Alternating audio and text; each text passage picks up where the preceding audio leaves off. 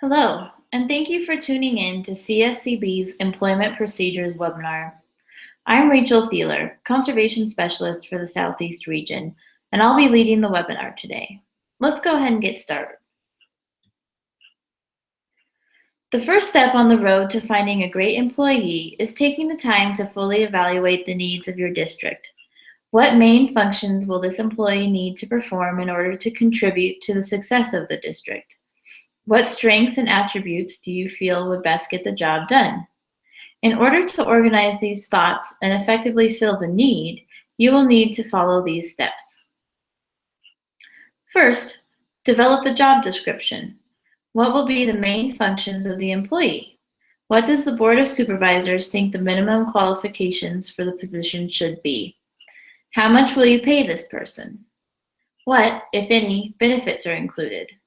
How many references are you requesting? It is important that all supervisors on the board agree on the job description. This will help the process move more smoothly. Secondly, a budget for the position must be developed. This includes a salary or hourly pay, how many hours the person will work each week, as well as costs for potential benefits, such as health insurance or a retirement contribution. Thirdly, the application and selection process needs to be determined prior to the position even being advertised. Decide which supervisor will be listed as the point of contact in the job announcement in case a potential candidate wants more information. It's also important to start thinking about which supervisor will be the main contact for the employee once hired. This is important because it will make it easier for the new employee to gain answers to questions and other matters if they have one primary contact on the board, rather than attempting to contact each board member anytime they need something. Let's move on to the job announcement. The job announcement is usually an abbreviated version of the job description. It should include a brief synopsis of the position, the minimum requirements, whether the position is part-time or full-time, the wage range, the deadline for applications, and a contact to whom they can submit their applications and gain more information about the position. It is important to have the full job description finalized by this point so that it can be provided to any potential applicants. You will also need to make sure you do your due diligence when advertising the position. The announcement should be clear and concise, don't forget that deadline either, and should be advertised publicly in a variety of places.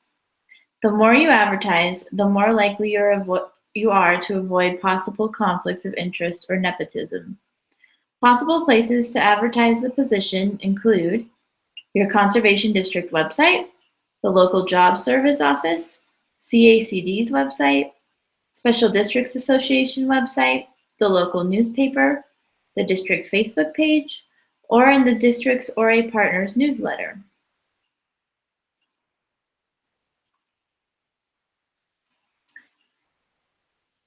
The selection process. Once you have a deadline and you feel you have an adequate pool of applicants, it's time to start the selection process. Follow these steps for a smooth and efficient proceeding. First, select an interview panel and arrange the time and place for interviews. The entire board does not have to be on the interview panel, which can make the interviews easier to coordinate. This is why it is so important the entire Board of Supervisors agrees on the job description ahead of time. Next, make sure the interviewers are clear on the job description, especially the main duties and minimum qualifications, and that they understand the selection process. This will help ensure the panel is evaluating each candidate on the same merits and expertise. Thirdly, develop a standard set of interview questions. It is important you ask each candidate the same basic questions. Of course, a conversation may be different based on candidates' answers, but it wouldn't be fair if you asked certain questions of some applicants, but not of others. Asking the same basic questions in each interview will help you measure the results of the interview more easily. Fourth, it is finally time to review the applications and select the people you would like to interview. Once all the applications have been looked over and the best candidates have been identified, you may then call those individuals for an interview. It is also important to be courteous and notify the unsuccessful applicants. Conduct the interviews during the previously agreed upon time and place, unless an alternative needed to be provided due to a candidate's conflict. Screen each individual using the previously agreed upon selection criteria, which include the job description and the standard interview questions. Once interviews are complete, you may rank a first, second, and third choice. It is important to check all three's references before you offer the position to one of the candidates.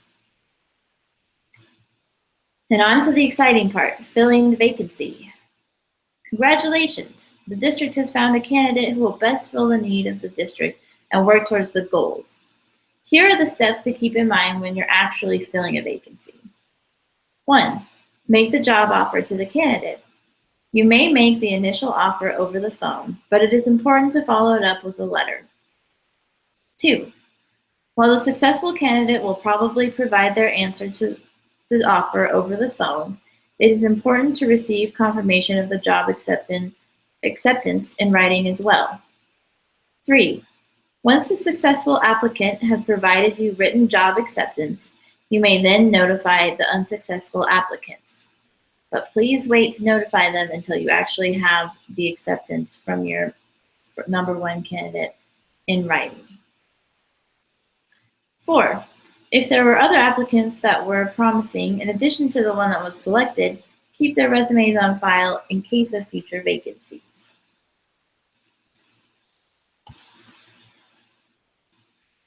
Once you have selected an employee, there is quite a bit of groundwork to be laid out in order to start off on the right foot.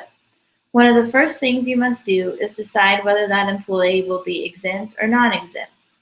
The terms exempt and non-exempt refer to an employee's eligibility to receive overtime pay. Exempt means exempt from overtime pay, and non-exempt means that the employee is not exempted from receiving overtime pay. I'm going to preface this part of our webinar by saying that legally it is safest to hire an employee as non-exempt. If you do hire your employees exempt, it must be able to be defended in court, as the employee has the right to question the legality of that classification. If you're worrying how the district might pay for any potential overtime pay, don't fret. State and local governments, which include conservation districts, differ from the private sector in that they can provide compensatory time in lieu of overtime pay. However, keep in mind that this must be agreed upon by the employee in writing, whether through an employee agreement or a signed MOU. Similar to overtime pay, comp time must be provided at a rate of 1.5 hours per each hour of overtime work. Per state law, the employee is allowed to accrue up to 240 hours of comp time. Additionally, the employee must be permitted to use comp time on the date requested, unless doing so would, as the state puts it, unduly disrupt the operations of the district.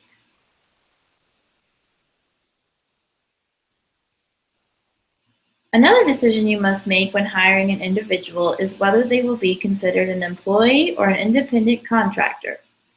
I am going to preface this slide as well by saying that the vast majority of district managers or other district employees do not legally qualify as independent contractors according to the IRS guidelines, and doing so may land both the district and the employee in legal hot water and puts both at risk of IRS fraud. However, that is not to say that no individuals the district may hire qualifies as an independent contractor. The employee can probably be considered an independent contractor if they work from a home office and use their own personal equipment for each aspect of the job, and they are paid for a job completed rather than hours worked. There is a more in-depth list of criteria on the IRS's website if you're interested. Even if the person qualifies to be considered an independent contractor, it is still the district's responsibility to ensure taxes are paid by providing a 1099 form to the contractor.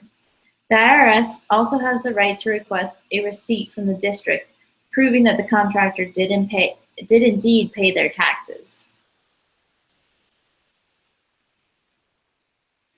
Insurance and benefits. By law, there are two types of insurance a district must provide: workers' compensation insurance, which can be provided by a local provider, and unemployment insurance, which requires registration and payment to the Colorado Department of Employment and Labor. Additionally, it is not a bad idea for the district to provide other benefits to the employees in order to increase the attractiveness and longevity of the position. These can include paid vacation, holidays and sick leave, health insurance or a health insurance stipend, as well as some sort of retirement contribution. While workers' comp and unemployment insurance are the only insurances legally required, it may not hurt to consider some other types of insurance to better protect the district. General liability insurance protects the district against the actions and decisions of their employees and can be provided by a local provider. Additionally, if the district is allowing the use of a private vehicle for district business, the district will be liable in case of an accident unless the employee has sufficient private auto insurance. So when you hire somebody, it's a good idea to check on their insurance and make sure it will be enough to cover both themselves and the district in case of an accident while they're on the job.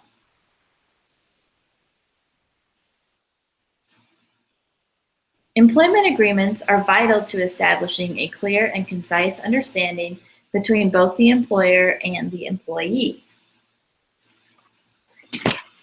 Employee agreements are helpful to both parties because they clarify expectations and provide a framework for resolving any future disputes over expectations.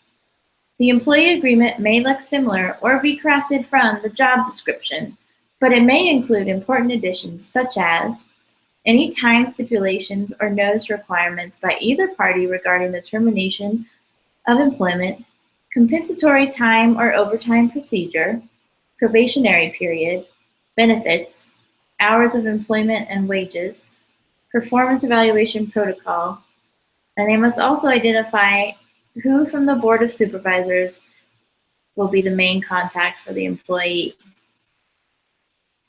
It is also important that the employee has a chance to provide input on the employee agreement.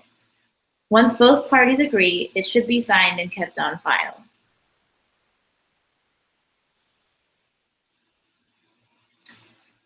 One of the most essential things a district can do for both their employee and for themselves is to conduct regular performance evaluations that not only provide constructive criticism with regards to improvement, but also reinforce what the employee is doing well. During the first year of employment, it is recommended that evaluations be conducted quarterly so that it is easier to stay on track and quickly correct any detrimental or incorrect job performance. Once the employee has surpassed a year of employment, biannual evaluations are usually adequate. It is important that the employee agreement is utilized ahead of time so that the employee has a clear picture of what is expected of them prior to their evaluation.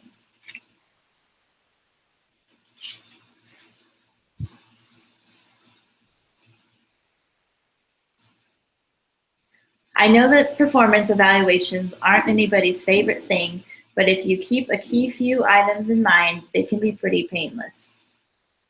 It is imperative that clear, concise, measurable objectives are agreed upon long before the first evaluation. Documentation is key. Be sure the district documents not only setbacks and failure, but progress and successes. Nobody wants to go into an evaluation and listen to only what they need to improve. It helps morale and the working relationship to also highlight the successes and progress as part of the evaluation. If something is heading down the wrong path or could be improved, the district doesn't have to wait for an evaluation to talk about it. The sooner it is addressed, the easier it will be to correct. Also, the district should have an open door policy so that the employee feels comfortable approaching their board contact with any issues or questions. Lastly, conflict and problems only get worse if they are ignored. Deal with it in a timely fashion to avoid a larger problem.